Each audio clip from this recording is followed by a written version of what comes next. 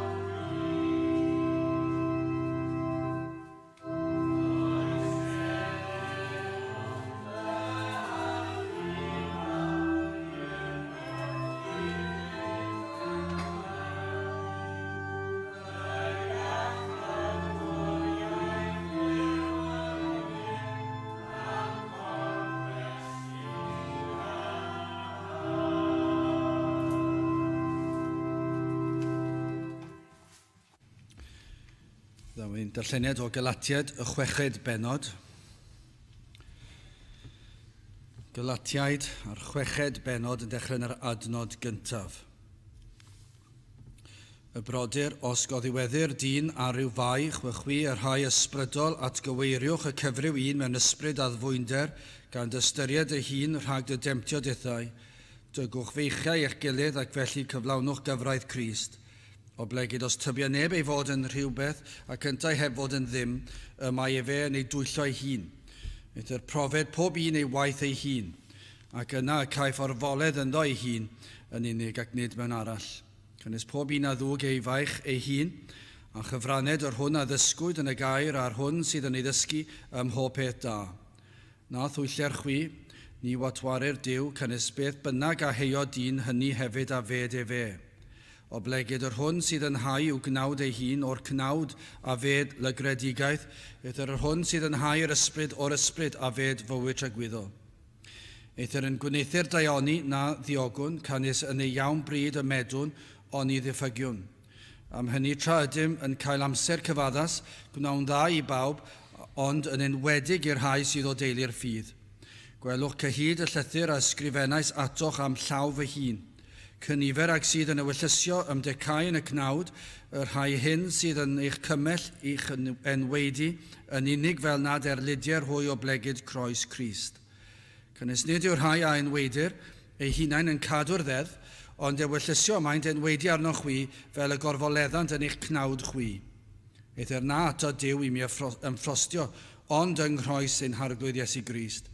Trwy'r hwn y croeshoeliwyd y byd i mi, a minnau i'r byd. Canis yng Nghrist Iesu ni ddichon enweidiad ddim, na di-enweidiad, ond creadur newydd. A chynifer ag arodiant yn ôl yr rheol hon, tangnefedd arnynt a thrigaredd ac ar Israel Dyw.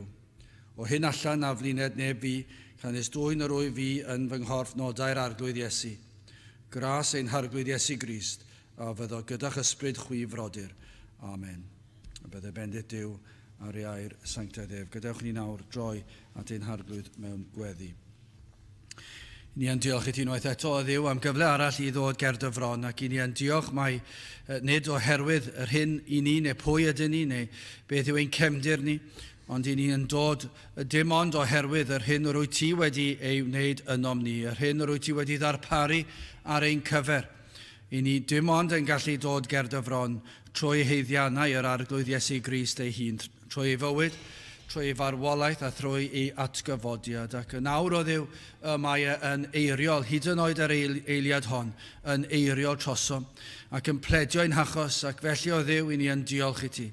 Hyd yn oed oherwydd ein gwendid a'n methiannau yn daldel di lawr, yn ystod y dydd arbennig yma, yn ystod y dyddiau sydd wedi bod o Dduw, i ni wedi crwydro, ac i ni wedi dy adael di lawr sawl tro. Ac eto Dduw, i ni yn diolch, i'n bod yn gallu sefyll o'th flaen, yn gwisgo clogi'n cyfiawnder yr arglwydd Iesu Grist, ac ein bod wedi'n golchi'n lan yn ei waed ef. Ac felly o Dduw i ni yn gallu dod yn hyderus bod yn awrandawiad, dy fod i yn ein clywed ac yn ein gwrando, ac yn ateb gweddiad y blant. O Dduw i ni yn diolch i ti dy fod yn Dduw sydd yn holl alluog, ac dy fod yn llawn trigaredd. Ac felly o Dduw i ni yn gofyn i ti, edrych arnom unwaith eto o'r newydd i drigarhau wrthym, i ni'n gweld bob sil, ein sefyllfa yn gweithygu i'r lygad o Dduw, bob di sil, ers i ni gyfarfod diwetha, ac ers y misoedd diwetha, ac ers y flwyddyn diwetha wrth i ni edrych ar ein sefyllfa ni, gwanhau ydym ni, ac o Dduw y mae yn edrych i'r lygad ac yn edrych i'r byd ein bod ni yn methu yn llwyr. Ond o Dduw i ni dal yn gwybod dy fod ti yn Dduw sydd yn holl alluog, dy fod ti yn Dduw sydd goriwch y cyfan. Ac o Dduw wrth i ni weld yr miloedd ar filoedd o bobl yn rhedeg ar hyd strydoedd o gwmpas y capel ac o gwmpas y ddinas heb unrhyw ystyriaeth o'th dydd o'r saboth, o'th air di, o'th ewyllus di, ond o Dduw i ni yn gweddio mai mor driennus yw'r sefyllfa un golwg ni.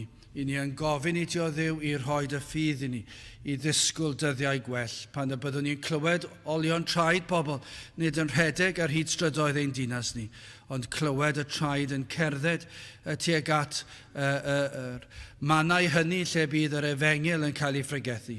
Y byddant yn dod yn cario'u Beiblau nhw, byddant yn dod yn barod i ganu dy glodydd. O Dduw, i ni yn diolch, mae dyma oedd hanes ein gwlad ni. Ac nid yn hir yn ôl o Dduw pan yr oedd y pethau hyn yn digwydd.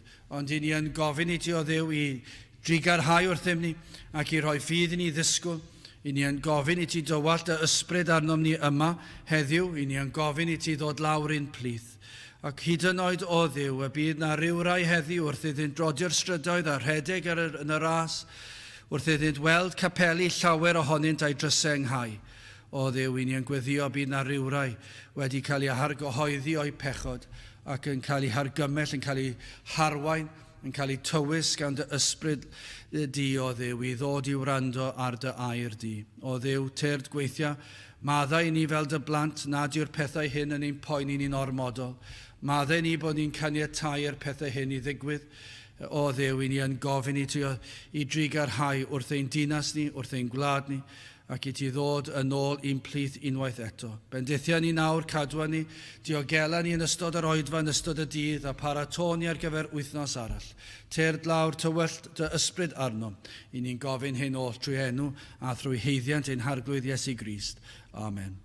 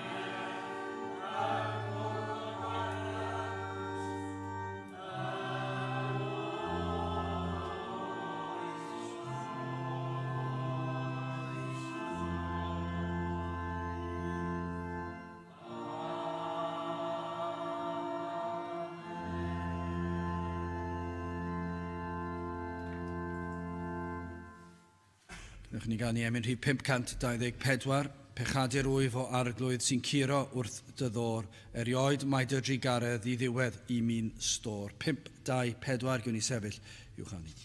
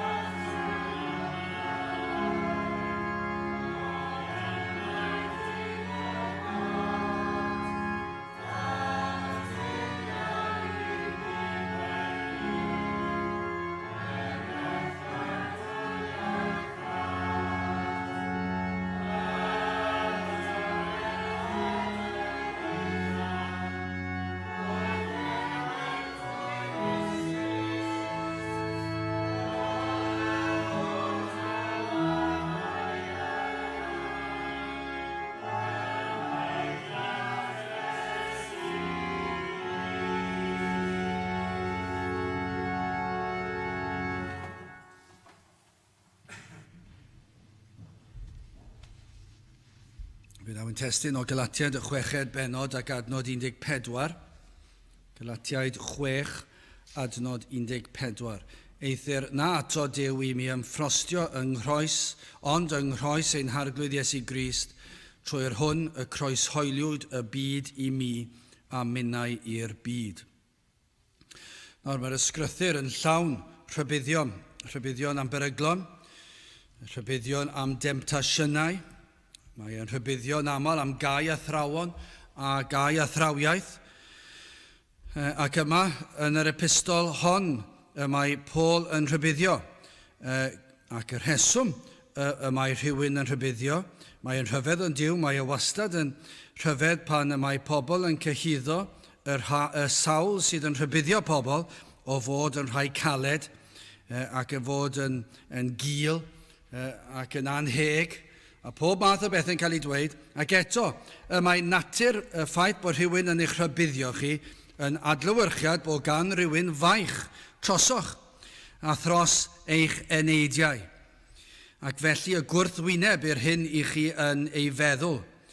Yn y benod gyntaf o Galatiaid ar adnod 6 ac 7, mae'n dweud, mae'n rhyfedd gennyf eich symud mor fuan oddi wrth yr hwn eich galwodd I ras Crist at efengil arall.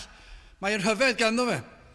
Pa mor hwydd, pa mor sydyn y maent wedi cael ei perswadio I symud oddi wrth yr efengil at efengil arall. Dwi ddim yn gallu ddeall e.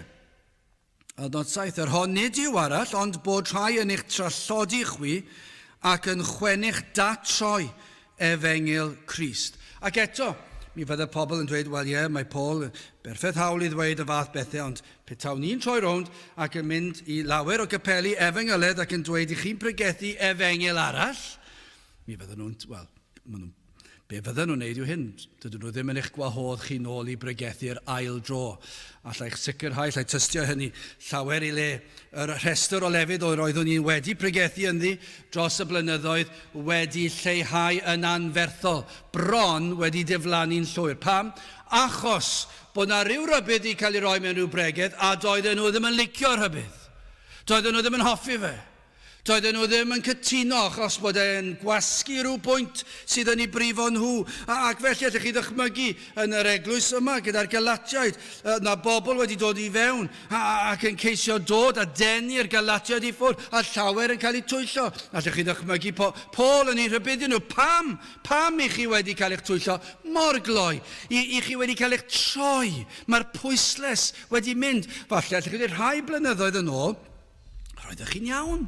O'ch chi'n iawn, oeddech chi gyda ni. Ond mae yna rhywbeth wedi digwydd. I chi wedi symud mymryn bach. Roedd rhywun yn trysio'r ffenest I ni dyd o blaen. Roedd wedi mynd yn styc. Doedd ddim yn gallu agor e. Gwyd ni'n meddwl, dyma ni, oedd popeth, allech chi ddychmygu, mae popeth sydd wedi mynd yn anghywir ar y tŷ, wedi mynd ar anghywir ar y tŷ yn y 2 fis diwetha. Ni wedi goffa trysio popeth. Ac nawr oedd y ffenest I mynd. Gwyd ni'n meddwl fydd hwn yn costio cwbl o gannoedd. Ond fe ddath y dyn draw I rhywbeth arall. A beth nath e? Fe nath e cael rhyw declyn bach, rhyw gillell. A fe wthiodd e'r ffenest mymryn i'r ochr. Ac oedd e'n gweithio. Dim problem. Roedd e dim ond wedi symud mymryn bach i'r ochr. Ac roedd yr holl beth allan o siap. Ac felly doeddwn ni ddim yn gallu agor e. Nawr dwi'n gallu agor e'n iawn. Ond dyma'r rhybuddion. Mae hyd yn oed un cam fach. Yn mynd allan o le. Os I chi'n anghywir mewn un lle bach, yna beth sydd yn digwydd, fe fyddwch chi'n mynd milltiroedd I ffwrdd. A dyma beth o Paul yn ei ddweud, pam I chi wedi caniatáu'r pethau hyn digwydd. Ac felly ar ddiwedd y llythyr, mae fel petai am bwysleisio ei neges, ei rybydd eto i'r Galatiaid. Mae faich mor drwm amdanynt. Ond broblem yw hyn, mor aml mae gau athrawon yn ymddangos yn garedig ac yn bobl dda. I chi roed wedi cwrdd â pobl sydd yn ysgafn yn eu heddoliad ac yn fydol yn eu bywyd nhw. Ac I chi'n cael paned gyda nhw. Ac ar ôl, I chi'n teimlo'n euog bod chi wedi meddwl dydyn nhw ddim yn sefyll yn glir a maen nhw mor neis. Maen nhw mor groesawgar. O'n nhw wedi gwahoddi'r tŷ. Ges I baned, ges I gacen hyd yn oed ges I fwyd. Maen nhw mor neis. Ac maen nhw, ac I chi'n teimlo'n euog. Ac yna chi'n mynd nôl yn meddwl, wel, mae'n iawn sefyll gyda nhw. A dyma'r broblem. Wrth gwrs maen nhw'n neis, siwr o fod, falle ddim bob tro. Ac ni ddylen ni fod yn cael teimladau drwg tuag atynt yn sicr, ond fe ddylen ni fod yn gwrthwynebu'r hyn maen nhw'n ei wneud.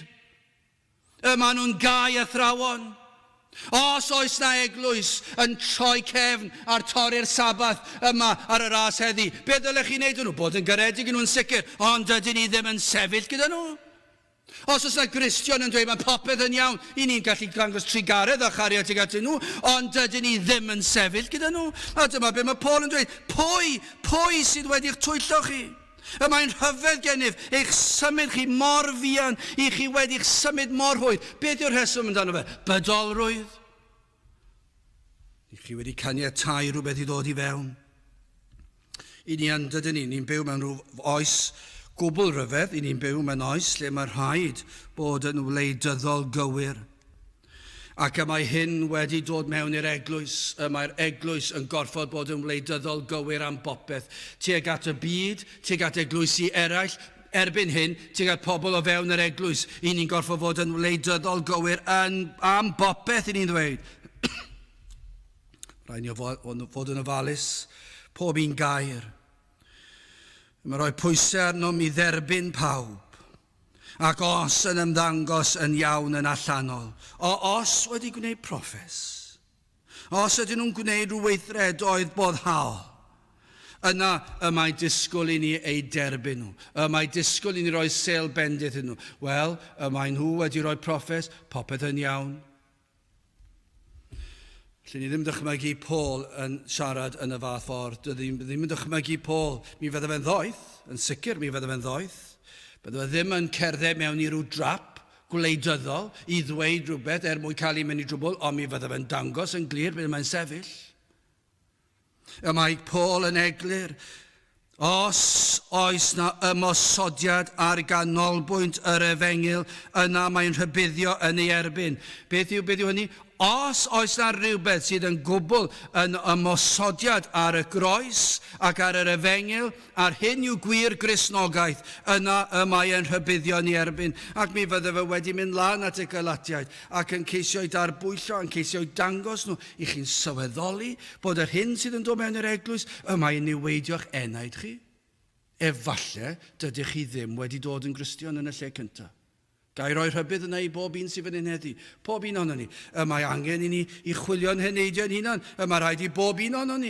O'r pregethwr i'r gwrandawr. Pob un. Mae rhaid i ni yn ddyddiol. Nid bod ni yn colli'r sicrwydd iachawdwriaeth hynny. Ond fe ddylen ni fod yn gofyn i ni fe hunan, a ydw i yn pwyso rhywbeth na ddylen ni bwyso? A ydw i wedi deall yr efengil? A ydw i wedi cael gwir brofiad? Mae'r adnod yma'n dangos i ni. Nawr hoffwn ni'n gyntaf edrych ar be mae'r adnod yma'n ddisgrifio fel crefydd wag. Ac yna crefydd y galon, ac yn olaf crefydd a ffrwyth, yr hyn sydd yn cynhyrchu ffrwyth. Wel, yn gyntaf crefydd wag. Y mae adnod y testun yn cyhoeddi'r efengil, y groes. Os nad yw yn ganolog yn ein crefydd ni, yna crefydd wag sydd gennym. Y mae yn un ffals. Felly ni'n gallu dweud yn sicr, ac mae yn frawychus pan ni'n meddwl hyd yn oed yng nghyd-destun eglwysi efengyledd pan y maent yn pregethu'r efengil. Faint o'r groes sydd yn y pregethu? Dwi ddim mor sicr. Ac mae y wir yn neud i chi feddwl, a ydyn nhw wedi deall, os nad yw'r groes yn ganolbwynt i bopeth, fod pob peth yn deillio o'r groes, yna mae'r hyn sydd ganddo chi yn ffals. Does dim lle ysgrythurol i'ch crefydd chi. Mae'ch crefydd chi yn wag. Eithir na ato Duw i mi ymffrostio, ond yng nghroi ein harglwydd Iesu Grist. Trwy'r hwn y croeshoeliwyd y byd i mi a minna i'r byd. Yma i ni'n cael prawf os ydym ni yn gyfranogion o'r gwir grefydd yma y mae Paul yn sôn amdano. Os yw Iesu Grist croeshoeliedig yn bopeth i ni, yna fe welir hyn yn ein bywydau ac yn ein perthynas â'r byd. Dyma beth mae'r adnod yn ei ddweud. Fe welir. Fe fydd y brawf yn ein bywydau ni, os ydyn ni wir wedi deall. Roedd ei ddewiaeth bryd hynny yn union fel crefyddwyr heddi bron iawn, dim ond termau gwahanol, falle gwisgoedd gwahanol. Gwelir rhain yn ymffrostio, nid yn yr efengil, doedden nhw ddim yn ymffrostio yn yr efengil, roedden nhw'n grefyddol yn ymffrostio mewn crefydd, ond nid yng Iesu Grist. Roedden nhw'n ymffrostio ym mhethau'r cnawd, digon teg o fewn y byd crefyddol, ond y pethau'r cnawd o fewn y byd crefyddol, pethau daearol, gweithredoedd y cnawd, roedden nhw'n ymffrostio ynddynt.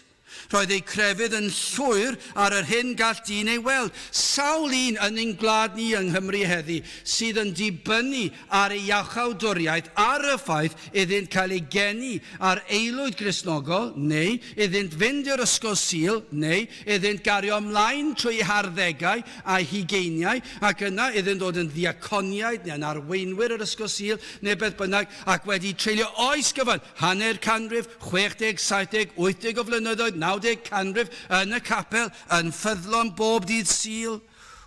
Mae ganddyn nhw enw da o fod yn wir Gristion, maen nhw'n dweud. Dyna i chi Gristion, mae di mynd i'r capel trwy fywyd. Nawr, yw'r person hwnnw neu honno yn Gristion oherwydd bod nhw di mynd i'r capel trwy bywyd? Os mae dyna sail Cristnogaeth wag yw hi. Mi fyddech chi'n disgwyl Cristion i fynd i'r capel, ond nid dyna sydd yn ei wneud yn Gristion.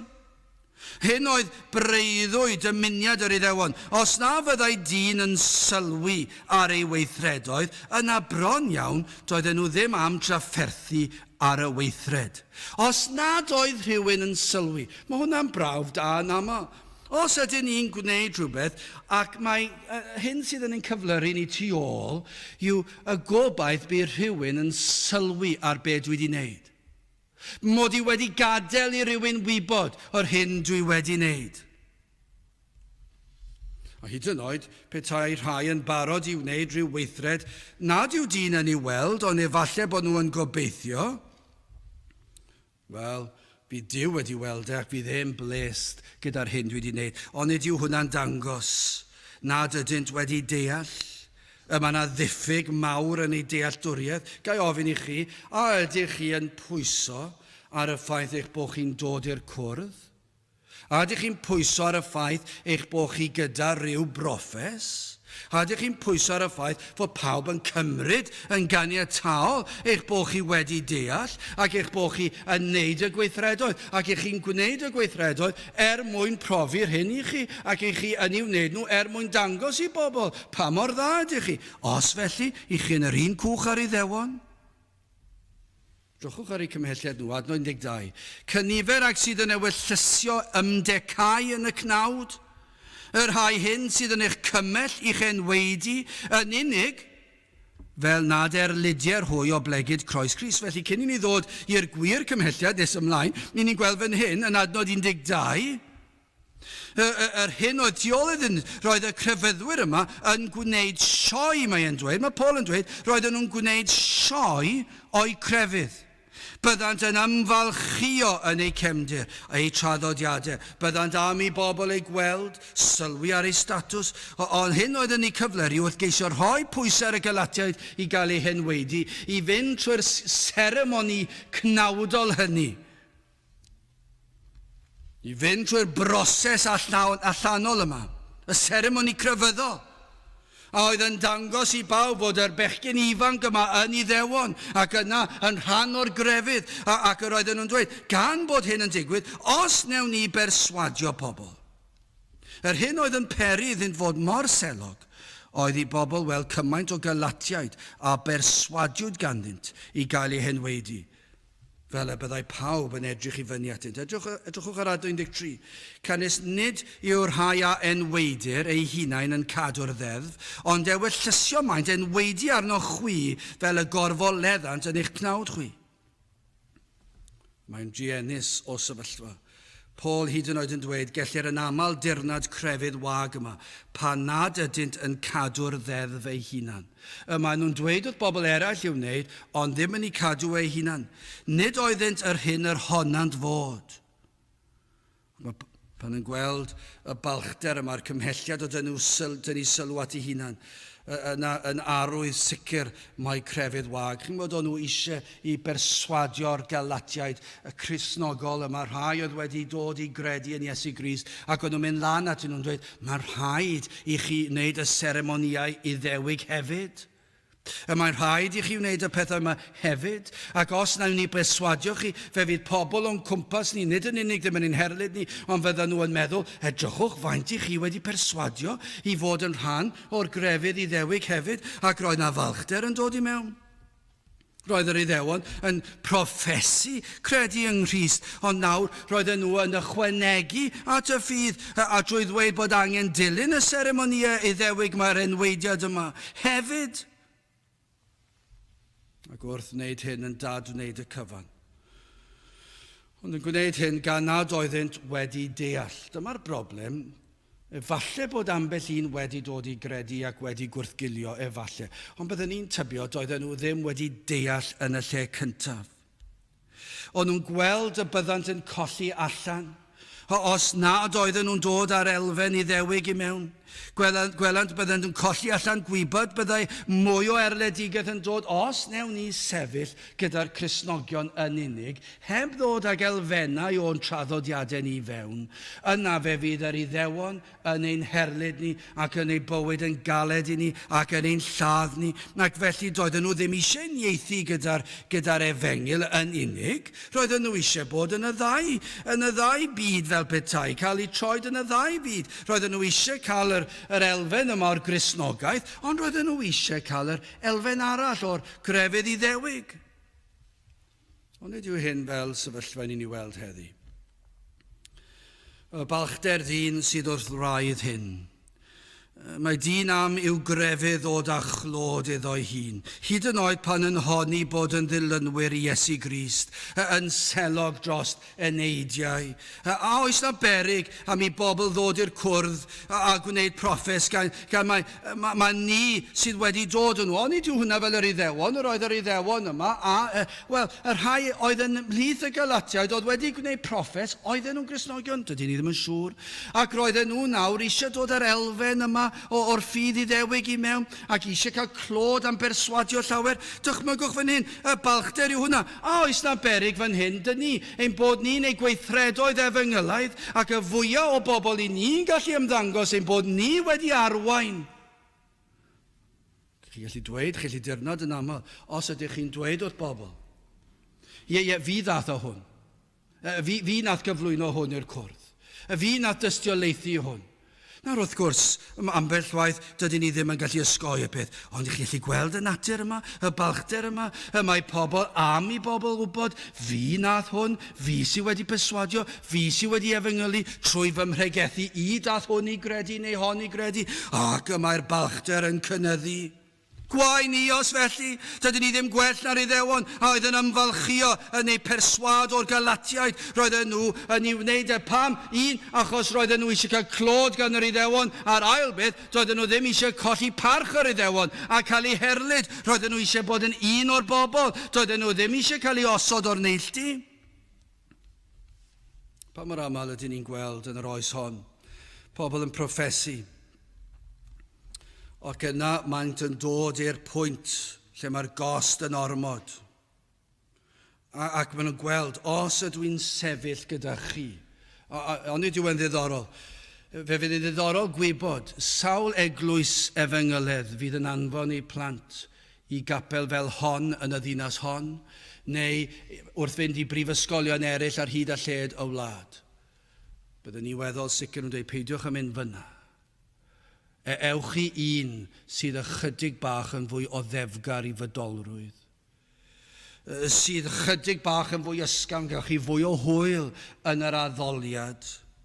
Achos os ych chi'n mynd fan hyn, fe fydd disgwyl i chi ymwahanu o'r byd, ac felly peidiwch o sefyll fyna. Ond nid dyna'r oes, os ydych ni'n mynd o gwmpas yr eglwysi efengyledd sydd yn sefyll yn gadarn yn y dinasoedd lle mae yna brifysgolion, neu lle mae yna bobl yn dod i cael swyddi, yn y dinasoedd mawr yma.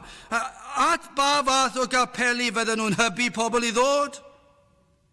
Bydd blwyddyn arall yn mynd a byddwn ni'n gweld, nid llawer fydd eisiau dod. Dyna'r oes sy'n ni'n byw yn ddi. Pam?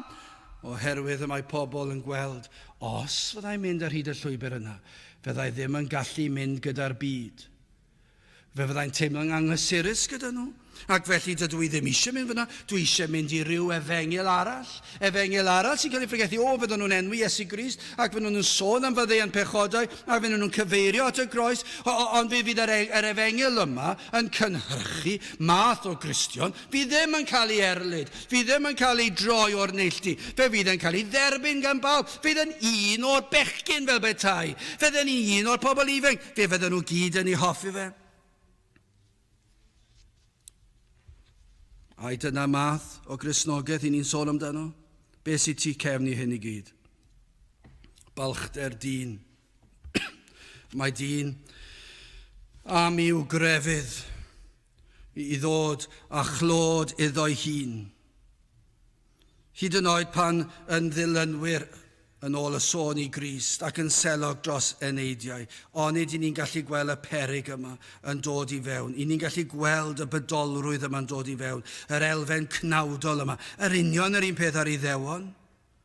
Yr ofn o colli fod yn boblogaidd mwyach. Os fyddai'n gwneud safiad fel hyn, fyddai'n colli ffrindiau. Ac felly beth am i fi ildio fan hyn ar y mater? Mae un peth bach yw e.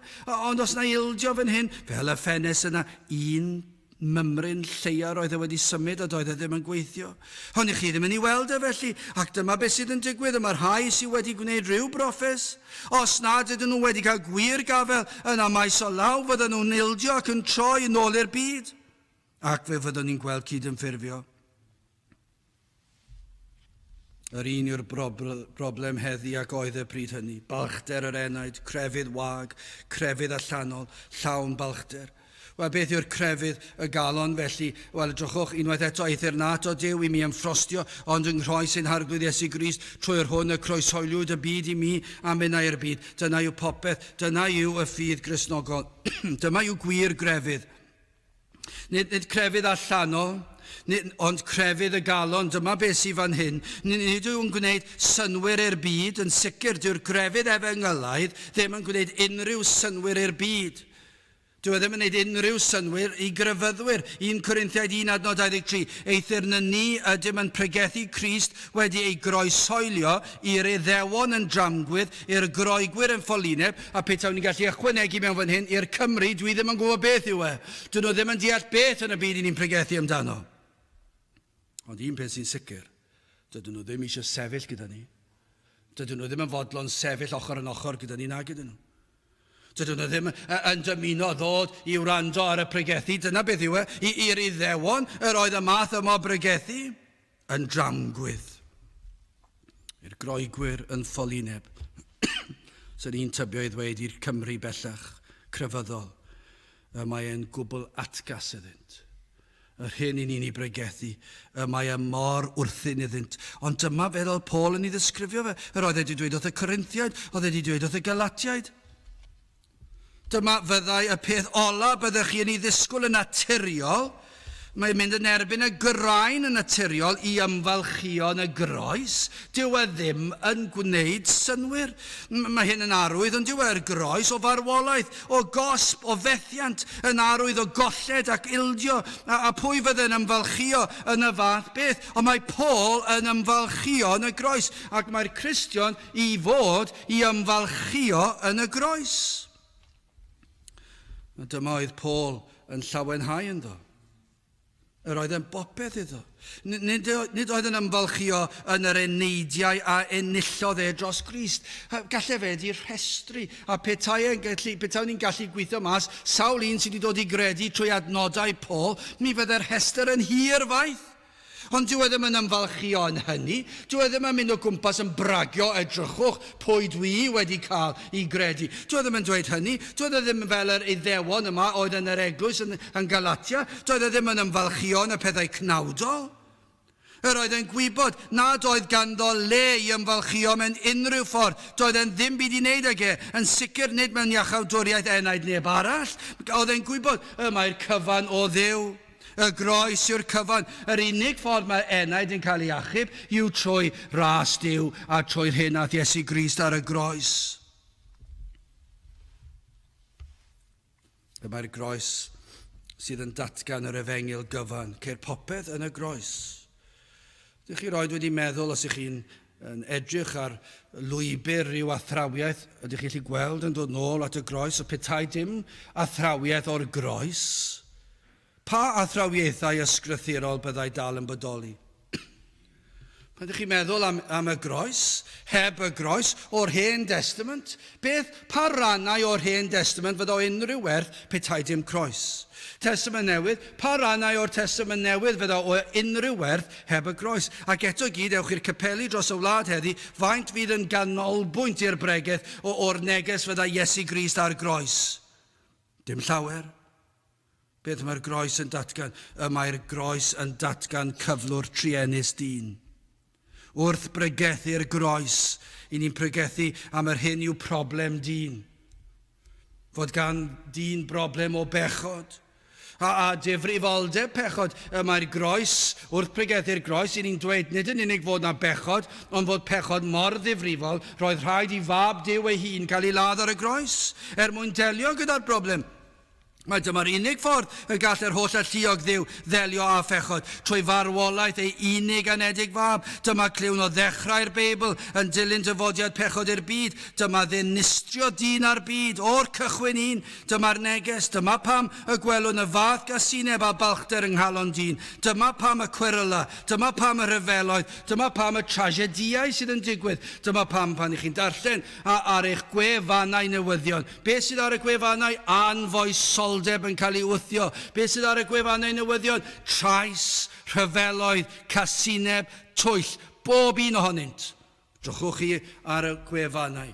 Fydd bron bob un testyn, bob un darn o newyddion. Fe fydd yn hybu anfoesoldeb, fe fydd yn dangos trais, fe fydd yn dangos casineb, fe fydd yn sôn am ryfeloedd. Fe bydd yn dweud yw mae'n datgan fod gan ddyn broblem o bechod, ond dyma pam rhaid cael y groes. Dyma'r unig ateb. Dyma beth oedd Paul yn ei ddweud. Dyma beth mae pregethwyr dros y canrifoedd wedi pregethu. Yr unig ateb i broblem dyn yw'r groes. Rhaid delio â phechod. A mae cymeriad perffaith Duw yn mynnu cyfiawnder. Rhaid cosbi pechod. Ond dyma yn y groes cael weld mae nid yn unig cyfiawnder perffaith Duw, ond ni'n gweld trigaredd Duw. Mae'n adnod yn y salmau, Salm 85 adnod 10, trigaredd a gwirionedd a ymgyfarfiant, cyfiawnder a heddwch a ymgusanasant. Mae cyfiawnder a heddwch yn dod at ei gilydd ymheth yn y groes. Dyma beth ni'n gweld. I ni'n gweld yn y groes yr holl athrawiaethau yma. Dyma'r ffordd Duw o ddelio a'i gyfiawnder. Mae natur Duw yn dweud yr oedd Duw yn berffaith. Mae Duw yn berffaith. Mae'n gwbl gyfiawn. Ac nid yw Duw yn gallu troi cefn ar bechod. Ac felly o ran ei natur perffaith, mae'n rhaid i Dduw wneud rhywbeth â phechod. Ac felly yn y groes i ni'n gweld ei fod yn delio gyda chyfiawnder, ond i ni hefyd yn gweld heddwch cyfiawnder a heddwch am gysinasant. I ni'n gweld yr holl beth yma, yr holl efengil yn y groes. Nid oedd rhaid i'r arglwydd i chwilio am ffordd i fadde dyn. Doedd dim rhaid iddo fe. Nid oedd rhaid iddo gynnig iachawdwriaeth, ond dyma beth nath Duw, anfonodd ei fab i ni beth, fe gyflawnodd ddeddf yn ein lle ni. Fe ddath Iesu Grist oherwydd ein pechod ni. Fe nath Iesu Grist ddod ac fuodd fyw bywyd perffaith yn ein lle ni. Anfonodd y tad y mab fel y gall cymryd ein lle ar y groes. Beth yw'r groes? Iesu Grist yn mynd i'r groes oherwydd ein methiant ni i gadw'r ddeddf, i ni'n euog, i ni'n heiddi cosb, colledigau tragwyddol. Dyna yw natur ein sefyllfa ni, dyna yw ein natur pechadurus ni. Mae'n gweiddi allan, rhaid cael cosb, ac felly beth nath Duw y tad, anfonodd ei fab, ac fe ath ei fab, nid yn unig cyflawni'r ddeddf yn ein lle ni, ond fe ath e'r groes, ac fe gymerodd e'r gosb yn ein lle ni. Pan i chi'n gweld y gwaed yn llifo'r y groes, i ni'n gweld y bywyd yn dod ohono, y prawf ei fod wedi cymryd y gosb. Ac felly trwy'r hyn i gyd, fod modd i'r pechadur ddod a cael heddwch a Duw. y mae Iesu Grist ar y groes wedi peri ein bod ni yn gallu cael heddwch â Duw, ei fod wedi byw y bywyd perffaith yn ein lle, ei fod wedi cymryd ein cosb ni yn ein lle, ei fod trwy ei fywyd wedi rhoi clogi'n cyfiawnder i ni, y mae wedi bodloni gofynion y tad. Nawr y mae yna heddwch rhyngom ni a Duw. Nawr does dim gagendor rhyngom a Duw. Iesu Grist wedi pontio'r gagendor. Mae fel pont rhwngom ni a Duw, ac y mae yn dod â dyn at Dduw. Nawr, trwy'r hyn a wnaeth Crist, i ni nawr yn eiddo iddo. I ni nawr yn cael holl bendithio neu blant. I chi gallu mynd yn ôl y ffaith am ein hetifeddiaeth ni. Pan i ni'n gweld beth yw ein hetifeddiaeth ni, pam i ni'n cael yr etifeddiaeth yma? Oherwydd i ni'n blant iddo. Y plant sy'n cael etifeddiaeth, sut i ni'n blant iddo fe? Oherwydd y groes. Pedr yn dweud i etifeddiaeth oherwydd y groes. Dyma beth sy'n wir ohonom ni. Mae gennym etifeddiaeth anllygredig a di-halogedig a di-ddiflanedig ac yng nghadw yn y nefoedd i chwi y rhai trwy allu Duw, ydych gadwedig sut trwy ffydd i achawdwriaeth parod i'w datguddio yn yr amser diwethaf. I ni'n cael hyn oll trwy yr arglwydd, trwy allu Duw, trwy ei ras, trwy'r ffydd y mae yn ei roed i ni. Ffydd yn beth yn yr arglwydd Iesu Grist yn y groes. Dyma beth yw'r neges. Os ych chi wedi cael ffydd, a chi'n dweud mae gen i ffydd, ffydd yn beth? Beth ych chi'n credu? Beth yw'r ffydd sydd ganddo chi? Beth yw pwrpas ffydd? Y mae ffydd yn ddiwerth, os nad yw yn ymddiried yn rhywbeth. Beth ych chi'n ymddiried yno? Yn yr arglwydd Iesu Grist ar y groes. Pam y mae wedi cymryd fy nghosbi? Wedi'r ysbryd glân dywys ein traed a droed y groes. Beth naeth fe roddodd rhodd i ni, rhodd o ffydd i'n heneidiau i gredu. Gai ofyn i chi, beth arall sydd i bregethu amdano? Pa destun arall fydde modd i ni bregethu amdano? Dyma sydd i hangen ar ddyn, dyna sydd i hangen ar ddynoliaeth, dyna sydd i hangen ar y 100,000, nid 25,000, roedd yna 25,000 o bobl yn rhedeg ar ein strydoedd ni heddi. Roedd yna 100,000 wedi dod i'r ddinas, rhai rhedeg y gweddill i edrych. Beth sydd i angen arnyn nhw? Mae angen y groes arnyn nhw. Beth yw'r neges sydd eisiau? Mae rhaid nhw sylweddoli bod nhw'n bechaduriaid, bod yr arglwydd yn edrych arnyn nhw, bydden nhw'n atebol ger bron yr arglwydd. Beth amdano chi? Beth sydd i angen arno chi? Efallai yn meddwl fel yn Galatia ar Iddewon Cristnogol, yr cymysgwch yma, yr rhai oedd yn dod ar pethau ychwanegol o'r ffydd i ddewig mewn i'r ffydd Cristnogol ac yn drysu pethau ychwanegu at y ffydd. Beth sydd i hangen arnyn nhw? Y groes. Dyma beth sydd i hangen. Mae angen i dod nôl at y groes. Mae rhaid ni ddeall, a yw Iesu Grist yn popeth i mi? Pam ydw i'n mynd i'r nefoedd? A Iesu Grist yw'r ateb? Ai dyna pam dwi'n gallu dweud i sicrwydd fy mod i'n gwybod fy mod i'n mynd i'r nefoedd oherwydd bod Iesu Grist wedi marw ar y groes yn fy lle fi. Os ydych chi'n gallu dweud hynny, yna i chi wedi ddeall Does dim byd arall gall ddelio gyda'n problem ni o bechod. Does dim ateb arall i gael. Does dim pwrpas perswadio pobl i gadw'r sul hyd yn oed. Beth ni'n gweddio yw wrth iddyn dorri'r sul y bydd argyhoeddiad yn dod drostynt, ond does dim pwrpas trio perswadio nhw i gadw'r sul, i ennill ei eneidiau nhw. Na, dim dyna beth yw'r ateb. Yr ateb yw'r groes. Y mae Iesu Grist wedi cymryd y gosb yn eich lle chi ar y groes. Dyna sut y deliodd gyda'n problem. Dyna sut y mae heddwch rhwng nef a dear, oherwydd yr hyn a wnaeth Iesu Grist ar y groes. Wel, i orffen ac yn drydydd crefydd sydd yn dwy'n ffrwyth adnod 14. Dyma beth sy'n profi ni os ydyn ni wedi deall eithir na ato Duw i mi ymffrostio, ond yng nghrhoes ein harglwydd Iesu Grist trwy'r hwn y croeshoelwyd y byd i mi a minnau i'r byd. Os yw enaid wedi ei achub, mae hwnna'n os fawr. Os oes gwir ffydd yn y galon, ac mae nid gweithredoedd allanol yn unig i'w ei grefydd. I chi, nid yn unig yn gwneud y gweithredoedd yma, ond efallai bod yna rhai ond dyn nhw yn gwneud y pethau oherwydd dyma beth maen nhw'n credu maen nhw fod i wneud. Ac maen nhw'n gobeithio fydd hyn yn profi eu bod nhw'n Gristnogion. Ond dyma'r broblem, mae'r holl beth wedi mynd ben i weired, nid dyna'r drefn fel y gydylsai fod. Os yw enaid wedi llwy'r bwyso ar Grist am heddwch, os gwyrth wedi digwydd, a'i fod e bellach yn greadur newydd yng Nghrist, os mae ei unig obaith am fywyd trygwyddol yw Iesu Grist a Christ croeshoeliedig, yna fe fydd ail rhan yr adnod yn wir amdano. Mae'r rhaid iddo fod, mae'r ysgrythyr allan ni fod yn dewis 100,000 o adnodau. Fydd yn cyfeirio ar ysgrythyr gyfan yn dweud yr un neges, ond i chi'n cael yn blwmp ac yn blaen fan hyn. Trwy'r hwn y croeshoeliwyd y byd i mi a minnau i'r byd. Does dim sydd gan y byd bellach o unrhyw werth ysbrydol i'r Cristion.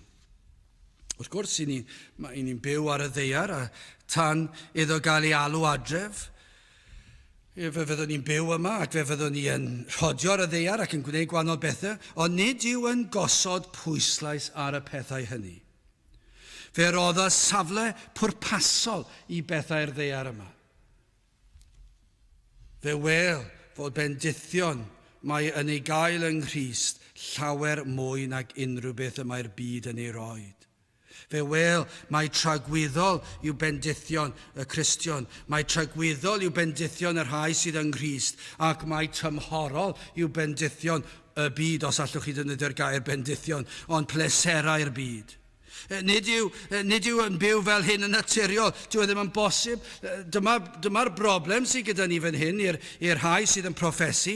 Mae'r rhai sy'n proffesu yn gwneud proffes ac yna efallai yn ymdrechu i fod fel y Cristion ac yn trio i gorau efallai yn mwynhau'r canu ac efallai ar ôl tipyn mewn capel fel hon yn gweld na, mae hwn dros ben llestri ac yna mynd i ryw gapel ysgafnach lle mae yna fwy o fydolrwydd yn dod i fewn ac maen nhw'n digon hapus fyna gyda'r byd, ond yna maen nhw'n gweld, maen nhw'n cario ymlaen ar y pethau yma ac maen nhw'n teimlo, wel ie, dyma yw crefydd i fi ar y weithredoedd allanol ac yn pwyso ar nhw ac yn perswadio hunan eu bod nhw wedi credu.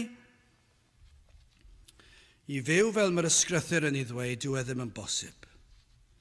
Ar ryw bwynt, pan mae'r efengil yn cael ei ffregethu'n gywir, fe fydd yr rhai sydd heb ddeall yn ei wrthwynebu. Ar ryw bwynt. Fydden nhw ddim yn hoffi fe. A'r rheswm dano fe, dyw e ddim yn naturiol i unrhyw un sydd wedi gwneud proffes hyd yn oed i fyw fel mae Paul yn ei ddweud. Trwy'r hwn y croeshoeliwyd y byd i mi. Pan i chi'n dod yn Gristion, pan i chi'n dod at y groes, mae'r byd yn cael ei groeshoelio. A minnau i'r byd. Mae hyn yn rhan o'r peth.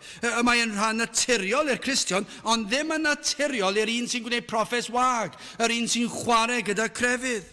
Mae yna wyrth yn digwydd pan i chi'n dod yn Gristion. Ni bob un sy'n yn Gristion, mae'n wyrth. Nid chi'n dewis, nid chi'n gwneud rhyw benderfyniad yw e, nid chi'n penderfynu o dilyn y ffydd Gristnogol a'r ffydd efengyledd, achos chi'n hoffi rai Cristnogion, ac ar ôl blynyddoedd efallai yn ffeindio, wel, dwi'n digon hapus fan hyn. Nid dyna beth yw e. Mae yna wyrth yn digwydd. Mae yna rhyw drawsnewidiad wedi digwydd ar eich bywyd chi. Dim ond y Cristion sydd yn gallu byw fel hyn.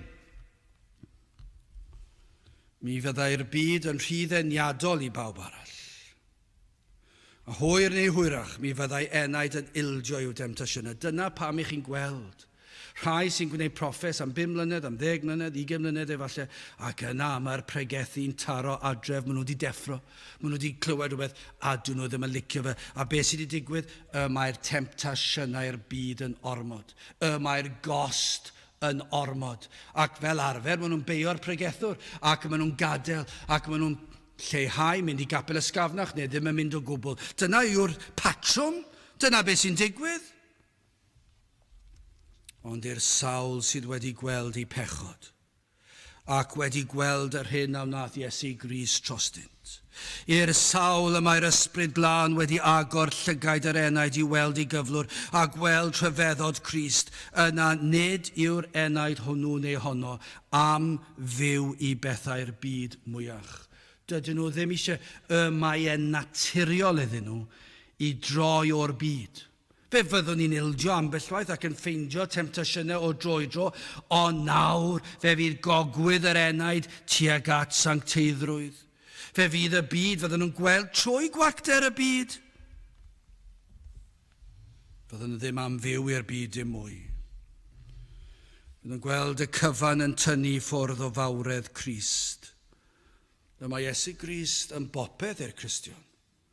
Ac os yw'n gweld y ffordd mae'r byd yn bihafio yn tynnu ffwrdd o fawredd Crist, yna y mae'n wrthyn iddynt. A dydyn nhw ddim eisiau'r byd, dydyn nhw ddim eisiau poblogrwydd y byd. Dydy'r Cristion ddim eisiau poblogrwydd y byd. Dydy'r Cristion ddim yn poeni am hynny yn fwyach. Dyw e ddim yn poeni be maen nhw'n meddwl amdano. Fe fydd yn gwneud safiad pam yr wyf yn dyheu am ogoniant Crist. Galatia 2. Adnod 20, mi a groeshoeliwyd gyda Christ. Eithir byw ydw i'r byd. Dwi'n mynd deall yna, os ych chi wedi cael eich croeshoelio, chi wedi marw. Mae yna'r eiriau fan hyn sy'n hyfedd. Mi a groeshoeliwyd gyda Christ. Eithir byw ydw i. Eto nid mae fi, ond Christ sydd yn byw yno fi. Ar hyn yr ydw i fy'r awron yn ei fyw yn y cnawd. Ei fyw yr ydw i trwy ffydd mab Duw. Yr hwn am carodd ac a'i dodes ei hun droso fi. Dyna'r Cristion i chi. Dyw e ddim yn poeni am farn ei ffrindiau yn y byd. Wrth gwrs, fydd yna elfen naturiol. Dydyn ni ddim yn mwynhau pan mae'r byd yn ein casau ni. A dyw e ddim yn bleserus chwaith. Ond dyw e ddim yn mynd i fynd allan o'i ffordd i ennill eu parch nhw o ran eu barn nhw a chydymffurfio wrth wneud hynny. Nid yw yn dyheu am ei cydnabyddiaeth, gan y mae yn ei gweld hwy fel rhai sydd yn gaeth i bechod. Fe wel hwy fel rhai sydd heb weld prif bwrpas bywyd. Does dim os pa mor glyfar ydyn nhw, does dim os pa mor ddoeth ydyn nhw yng ngolwg y byd, does dim os pa mor llawndonia ydyn nhw, does dim os pa mor bert ydyn nhw, does dim os pa mor soniarus yw eu llais nhw. Y maent dal yn golledig, dydyn nhw ddim yn gweld eu pechod, dydyn nhw ddim yn gweld eu diwedd, ac felly pam byddai'r Cristion yn dyheu am eu clod nhw? Felly beth yw ei gwerth? Beth yw gwerth ei barn nhw? Hefyd, pan ni'n gweld beth mae'r byd wedi wneud â Iesu Grist, iddyn nhw ei groeshoelio, ac iddyn ddangos casineb tuag ato, a beth mae'r byd yn ei ddangos heddi, maen nhw'n ail groeshoelio'r Iesu. Beth sydd wedi digwydd bore yma? Beth maen nhw wedi wneud eto? Ail groeshoelio'r Iesu. Beth maen nhw wedi wneud? Codi dwrn lan at Duw yn dweud, pa ddydd? Pam ddylen ni cadw'r sabodd? Pam ddylen ni gofio am Iesu Grist? Pam ddylen ni fyw i Iesu Grist? Dwi'n mynd i fyw i fi fy hunan. Dwi'n mynd i fyw i wneud fy nghorff yn fwy ffit ac yn fwy heini ac yn fwy iachus. Dwi'n mynd i fwyta'r bwydydd iawn. O, chi'n gweld nhw, chi roed wedi bod yno lle maen nhw'n wneud yn siŵr fod i bocsys bwyd nhw just right. Maen nhw'n wneud siŵr bod bob un llysieuyn a ffrwythau a wraps a pob math o bethau, popeth yn ei le, ac maen nhw'n wneud siŵr bod nhw'n cael y mathau iawn o fwyd i'r corff, ac maen nhw'n gwbl iach, ond beth am ei heneidiau nhw? Dydyn nhw ddim yn poeni. Pam i ni'n poeni am farn yr rhai sydd ddim yn gwybod dim am ei heneidiau nhw? Faint o'r rheini fydd yn rhedeg heddi, sydd wedi treulio blynyddoedd yn neud yn siŵr bod ei cyrff yn cael ei rhoi, cael yr holl fwydydd a'r diodydd a'r ymarfer gorau posib. Ac eto erioed wedi dod i wrando am yr hyn sydd bwysica i'r enaid sydd yn byw nid am fywyd ar y ddaear, ond am dragwyddoldeb. Ac felly pam fod y Cristion yn dyheu am glod y byd? Dyw e ddim. A dyna be mae Paul yn ei ddweud, ni fydd Cristion yn poeni am y pethau hynny. Mae e wedi gweld y byd am yr hyn yw e. Mae wedi gweld gwacter y byd. Mae wedi gweld yr hyn y mae'r pechadur yn ei wneud, ac mae wedi troi cef. Mae'r byd wedi groeshoelio iddo fe a fe i'r byd. Filipiau 3 adnod 7 a 8. Eithir y pethau oedd elw i mi, y rhai hynny a gyfrifau sy'n golled mwyn Crist. Ie, yn ddiamau, yr wyf hefyd yn cyfrif pob peth yn golled oherwydd ardder chwgrwydd gwybodaeth Crist Iesu fy arglwydd. Mwyn yr hwn ym colledwyd ym mhob peth, ac yr wyf yn ei cyfrif yn dom fel yr enillwyf Grist. O, fe drodd Paul ei gefn ar bopeth crefyddol oedd yn ddiwerth. Fe drodd ei gefn ar boblogrwydd, ar statws, ar gymdeithas. Pam? Oherwydd yr ardderchowgrwydd gwybodaeth Crist Iesu ei arglwydd. Dyma oedd yn bwysig i Paul. Yr oedd y byd wedi groesoelio iddo fe a fe i'r byd. Yr oedd yn gweld y mae Crist croesoeliedig yw popeth i mi. Y mae rhaid i mi fyw i Grist. Does dim efengil arall. Does dim byd arall i ddweud. 1 Corinthiaid 9:16. Canis, gwrandewch ar hwn. Canis os pregethaf yr efengil, nid oes orfoledd i mi. Canis anghenraid a osodwyd arnaf, a gwai fydd i mi oni phregethaf yr efengil. Gwai fi. Ac eto i gyd beth sy'n cael ei phregethu heddi. Faint o'r groes fydd yn cael ei phregethu heddi? Eithir na ato Duw i mi ymffrostio ond yng nghroes ein harglwydd Iesu Grist. Ar bwy chi'n pwyso? A ydych chi wedi deall? A ydych chi yn Gristion yn ôl yr ysgrythyr? Ydych chi gallu dweud os ydych chi? Yn gyntaf, os ydych chi'n pwyso ar fywyd a marwolaeth ac atgyfodiad Crist. Beth yw hwnna'r groes? Y groes, mae'n gynolog, popeth, Crist yw popeth. O sut byddwn ni'n gwybod os yw hwnna'n wir? Trwy yr hwn, y croeshoeliwyd y byd i mi a minnau i'r byd. Dyna sut byddwn ni'n gallu gweld. Dyna beth fydd y prawf. A fyddwch chi ddim yn gwneud y pethau mwyn profi'r peth, fydd yn naturiol. Fe fydd y gogwydd yma yn wastad tuag at y pethau yma, tuag at Grist. Fe fydd bob penderfyniad y byddwn ni'n wneud yn ganolog o gwmpas Crist. Ac felly o'na fyddwn ni'n ymuno gyda Paul. Na ato Duw i mi ymffrostio, ond yng nghroes ein harglwydd Iesu Grist. Gadewch i ni weddio. O Dduw, i ni yn diolch i ti am yr efengil sanctaidd. I ni yn diolch i ti am y groes, am y fuddod Iesu Grist iddo ddod i'r fath fyd a hon. Ac iddo gymryd y gosb ar y groes, ac o Dduw, nid yn unig y gosb corfforol, croes hoelio, ond o Dduw, wrth i ti dywallt y ddigofaint arno ef, ac iddo ddioddef uffern tragwyddol i bob un o'i blant. O Dduw, mae hwn yn rhywbeth na fedrwn ni ymgyffred. Ond i ni yn diolch i ti am yr efengil sanctaidd. A gad i ni fod yn wastad yn rhai sydd wrth droed y groes. Na fyddwn ni yn rhodio ymhell o'r groes, ond y byddwn ni'n wastad wrth draed yr arglwydd Iesu Grist. Tyrd, gwna ni ar hyn y dylsem fod. I ni'n gofyn hyn o trwy enw ac heiddiant ein harglwydd Iesu Grist.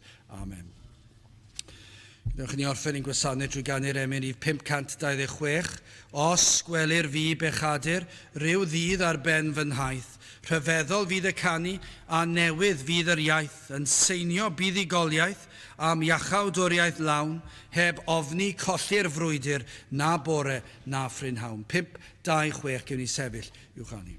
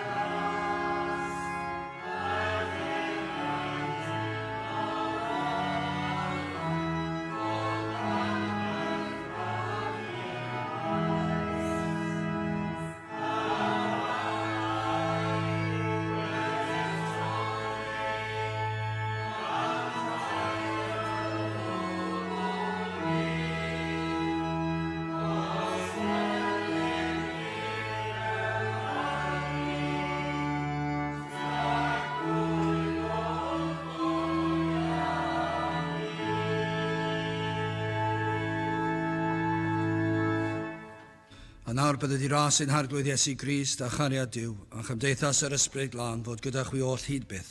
Amen.